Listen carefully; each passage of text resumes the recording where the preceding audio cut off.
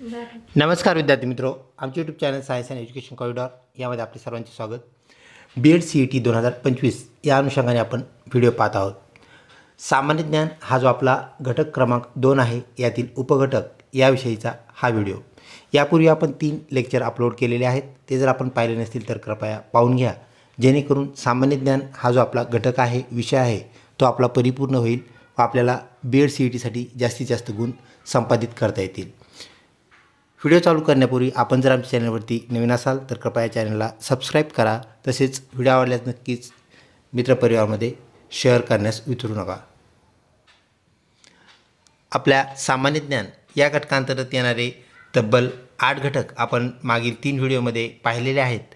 तर आजच्या व्हिडिओमधला पहिला उपघटक म्हणजेच साहित्य। तर साहित्यावर आधारित आपल्याला 3 प्रश्न विचारले जातात, त्यासाठी प्रत्येकी 1 गुण म्हणजेच 3 गुण आपल्याला ह्या सेक्शनसाठी आहेत। भारतीय साहित्यातील सर्वोच्च पुरस्कार कोणता असा हा प्रश्न।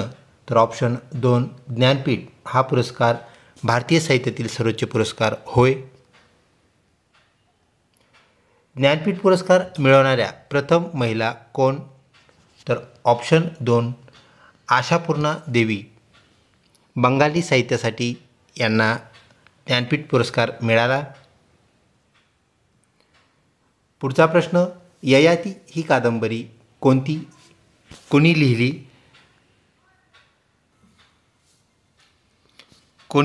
तर विद्यार्थी मित्रो, ऑप्शन 1 वि. स. खांडेकर याचं करेक्ट उत्तर होय। व्हिडिओ आवडत असल्यास नक्कीच लाईक करा, तसेच मित्रपरिवारामध्ये शेअर करण्यास विसरू नका। स्वामी ही कादंबरी कोणी लिहिली। ऑप्शन 1 रणजित देसाई याचं करेक्ट उत्तर होय। पुढचा प्रश्न, माझ्या सत्याचे प्रयोग हे पुस्तक कोणी लिहिले। तर ऑप्शन 2 महात्मा गांधी करेक्ट उत्तर होय। माय एक्सपेरिमेंट विथ ट्रूथ असाही ह्याचा इंग्रजी संवाद आपल्याला पाहायला मिळतो। पुढचा प्रश्न, फकीरा ही कादंबरी कोणी लिहिली। तर अण्णाभाऊ साठे, लोकशाहीर अण्णाभाऊ साठे आपण या नावाने त्यांना ओळखतो। तर फकीरा कादंबरीचे कादंबरीकार होय। अग्निपंख हे कोणाचे आत्मचरित्र आहे। तर option 2 doctor APJ Abdul Kalam, ज्यांना आपण मिसाईल मॅन म्हणून ओळखतो, तर त्यांचे आत्मचरित्र म्हणजेच अग्निपंख विंग्स ऑफ फायर हे होय। डिस्कवरी ऑफ इंडिया हे पुस्तक कोणी लिहिले। तर पंडित नेहरू यांनी हे पुस्तक लिहिले। अहमदनगरच्या तुरुंगात हे पुस्तक स्वातंत्र्यपूर्व काळात लिहिलेले आहे। पुढचा प्रश्न, गुलामगिरी हे कोणाचे पुस्तक आहे, याचे लेखक कोण। तर ऑप्शन 1 महात्मा ज्योतिबा फुले म्हणजेच महात्मा फुले यांनी गुलामगिरी तसेच शेतकऱ्याचा असूड हे पुस्तक लिहिले। पुढचा प्रश्न, ग्रामगीता हा ग्रंथ कोणी लिहिला। तर ऑप्शन 3 संत तुकडोजी महाराज यांनी ग्रामगीता हा ग्रंथ लिहिला। लोकमान्य टिळक यांनी लिहिलेला गीता रहस्य तसेच रवींद्रनाथ टागोर यांचे काव्यखंड म्हणजेच गीतांजली हेही या अनुषंगाने आपण लक्षात ठेवावे। संत तुकडोजी महाराज ग्रामगीता। त्यानंतर पुढचा उपघटक विद्यार्थी मित्रो, जो की चालू आणि भूतकालीन घडामोडी यावर सर्वाधिक प्रश्न आपल्याला विचारले जातात, ते म्हणजेच 5 प्रश्न 5 गुण ह्या उपघटकासाठी आपल्याला सामान्य ज्ञान या घटकांतर्गत विचारले जातात। महाराष्ट्राचे सध्याचे मुख्यमंत्री कोण आहेत। तर आपले जे ऑप्शन्स आहेत, ऑप्शन 2 श्री देवेंद्र फडणवीस आपलं करेक्ट उत्तर होय। पुढचा प्रश्न, PTOचे पूर्ण रूप काय आहे। तर 3 ते 4 फॉर्म, ज्याला आपण फुल फॉर्म म्हणतो, वेगवेगळ्या घटकातून आपल्याला विचारले जातात। तर याचं जे उत्तर आहे विद्यार्थी मित्रो, ऑप्शन 4 प्लीज टर्न ओव्हर म्हणजेच मागे वळून पहा आपल्या क्वेश्चन पेपरमध्ये आपल्याला पाहायला मिळत असतं। तर PTOचा अर्थ प्लीज टर्न ओव्हर म्हणजेच फुल फॉर्म होय।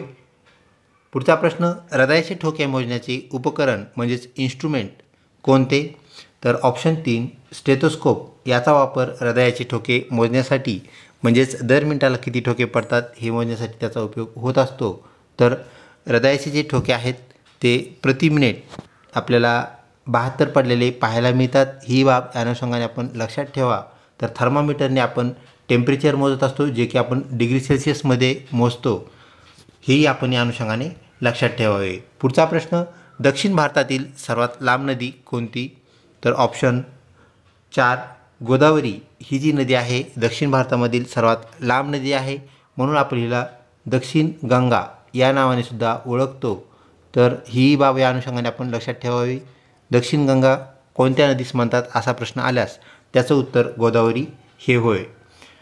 पुढचा प्रश्न, दादासाहेब फाळके पुरस्कार कोणत्या क्षेत्राशी निगडीत आहे? तर ऑप्शन 2 चित्रपट या क्षेत्राशी दादासाहेब फाळके हा पुरस्कार निगडीत आहे. त्यानंतर पुढचा प्रश्न, मानवी शरीरात किती हाडे असतात? तर भूतकालीन व चालू घडामोडी या अंतर्गत येणारे हे प्रश्न. तर ऑप्शन 4 206 हाडे करेक्ट उत्तर होय. साहित्यातील नोबेल पारितोषिक मिळवणारे पहिली भारतीय व्यक्ती कोण? तर ऑप्शन 2 रवींद्रनाथ टागोर यांना गीतांजली ह्या त्यांच्या महाकाव्यासाठी त्यांना साहित्यातील नोबेल मिळालेला आहे. पुढचा प्रश्न, गोलघुमट ही वास्तू म्हणजेच बिल्डिंग कोठे स्थित आहे? तर ऑप्शन 4 विजापूर येथे स्थित असलेला आपल्याला गोलघुमट पाहायला मिळतो. तर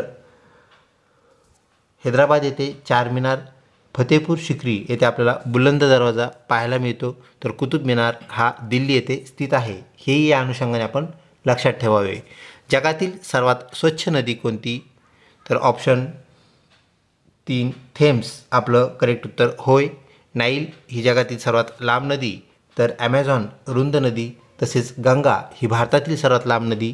हेही या अनुषंगाने आपण लक्षात ठेवावे, जेणेकरून आपल्याला हा प्रश्न आल्यास त्याचा फायदा होईल. पुढचा प्रश्न, रात्री घड्याळात चमकणारा पदार्थ कोणता?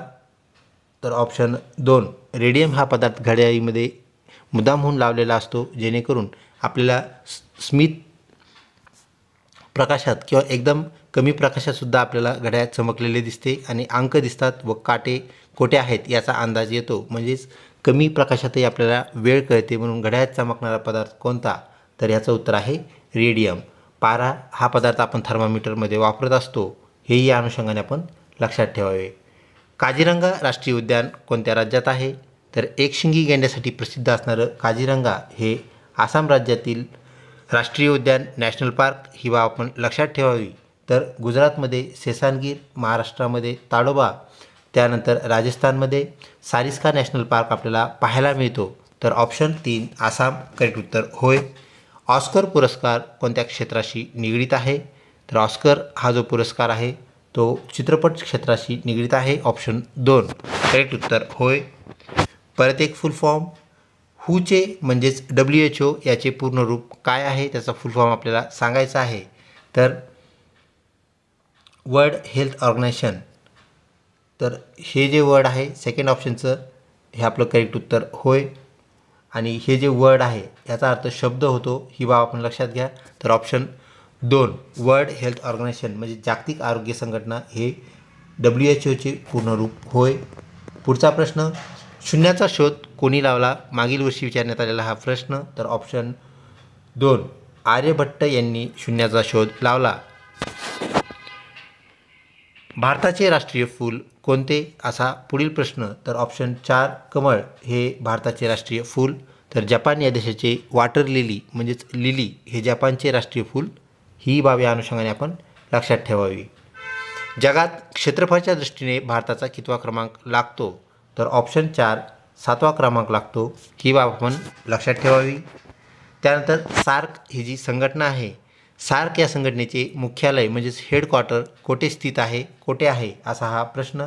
तर ऑप्शन 1 काठमांडू नेपाळ देशामध्ये आपल्याला सार्कचे मुख्यालय हेडक्वार्टर पाहायला मिळते. ऑप्शन 1 करेक्ट उत्तर होय.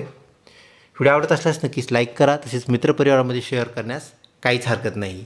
स्वातंत्र्यपूर्व काळात मराठा हे वृत्तपत्र कोणी सुरू केले? तर ऑप्शन 3 लोकमान्य टिळक. करेक्ट उत्तर होय. पुढचा प्रश्न, महाराष्ट्रात ज्वारीचे कोठार म्हणून कोणता जिल्हा प्रसिद्ध आहे? तर ऑप्शन 4 सोलापूर आपलं करेक्ट उत्तर. तर नागपूर हा संत्र्यांचा जिल्हा, कोल्हापूर गुळाची बाजारपेठ, तर नाशिक हा द्राक्षांचा जिल्हा होय. ह्याही गोष्टी आपण या अनुषंगाने लक्षात ठेवाव्यात. महाराष्ट्रातील जुनी महानगरपालिका म्हणजेच सर्वात अगोदरची महानगरपालिका कोणती असा हा प्रश्न. तर ऑप्शन 4 यासाठीचं आपलं करेक्ट उत्तर होय, ते म्हणजेच मुंबई आपलं करेक्ट उत्तर आहे. विद्यार्थी मित्रो, अशा प्रकारे आजची प्रश्नावली आपल्या इथे संपते. ही प्रश्नावली आपल्याला BEd CETच्या अनुषंगाने अत्यंत महत्त्वाची आहे. प्रश्नावली आवडली असल्यास नक्कीच लाईक करा, तसेच मित्रपरिवारामध्ये शेअर करण्यास बिलकुल हरकत नाही. विद्यार्थी मित्रो, आपल्या BEd CETची परिपूर्ण तयारी आमच्या चॅनलवरती आपल्याला करून घेतली जाईल. याचा नक्कीच फायदा आपल्याला BEd CETसाठी होईल. तसेच मागील वर्षाच्या ज्या प्रश्नपत्रिका आहेत त्यातील आलेले जे प्रश्न आहेत तेही आपल्यासाठी आम्ही अवेलेबल केलेले आहेत, जेणेकरून आपल्याला त्याचा फायदा होईल. तर चॅनलला लिंक राहा. लवकरच भेटूया आपल्या पुढच्या व्हिडिओमध्ये, जो की आपला घटक 3 क्रमांकाचा बुद्धिमत्ता, त्यानंतर सामान्य ज्ञान व शिक्षकाभिवृत्ती. तर शिक्षकाभिवृत्ती या संदर्भातली प्रश्नावली आपण पुढील व्हिडिओमध्ये पाहणार आहोत. धन्यवाद.